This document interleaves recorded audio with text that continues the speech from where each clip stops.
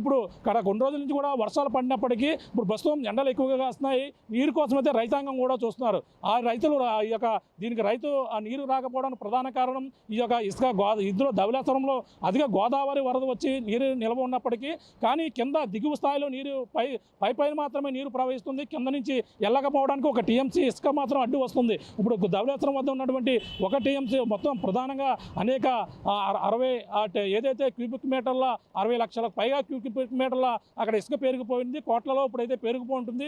దాన్ని తొలగిస్తే మాత్రం గోదావరి ఏదైతే ఈ యొక్క ధవళేశ్వరం బ్రిడ్జితో పాటు అలాగే రైతాంగానికి కూడా నీరు అందుతుంది. బ్రిడ్జికి కూడా ప్రమాదం కూడా తప్పే అవకాశం ఉందని కూడా అధికారులు ఈ యొక్క దీనిపై వెంటనే చర్యలు తీసుకుని ఏదైతే ఈ యొక్క పైన పేరుకుపోయినటువంటి ఇసుక ఏదైతే ఉందో ఆ ధవళేశ్వరం పైన ఉన్నటువంటి ఇసుకను డ్రిడ్జింగ్ చేసి బయటకు తోడేందుకు కూడా ఆ ప్రణాళిక రూపొందిస్తే బాగుంటుంది. గతంలో 7 సంవత్సరాల క్రితం నిలిచిపోయినటువంటి పనులు మళ్ళీ పునఃప్రారంభిస్తే బాగుంటుందని కూడా గోదావరి జిల్లా వాసులు అయితే అందరూ కూడా ఎదురు చూస్తున్నారు.